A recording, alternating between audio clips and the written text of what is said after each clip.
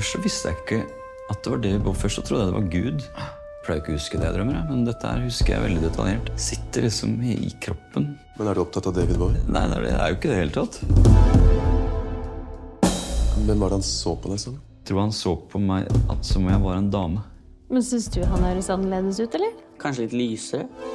Og så var det et eller annet med stemmen min. Ja, du er litt hes, eller? Så gå ut på gata, da. Nei, så tenker jeg litt på det, og så går jeg inn igjen. Og så hadde du sex med han? Ja. Hvordan var det? Var det ikke rart? Nei, det var deilig, altså. Litt sånn overveldende godt, det må jeg si det. Jeg merket jo det, og jeg var jo egentlig veldig opphisset. Han ville hatt sex med en mann. Ja, han er ikke homo, skjønner du. Hæ? Nei, han er ikke det. Nei, det er rart med det. Men det var liksom litt sånn sensasjonelt på en måte for meg, da.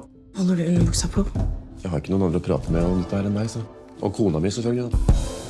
Ja, du har ikke sagt det til henne? Jo, jeg fortalte det med en gang jeg kom hjem, ja.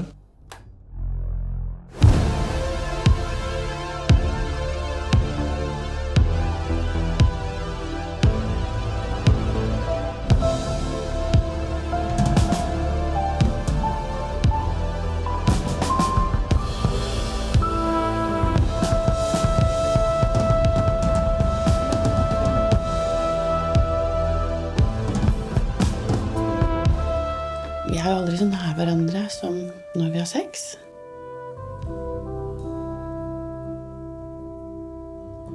Ja, er du ikke enig? Hvorfor sier du ikke noe?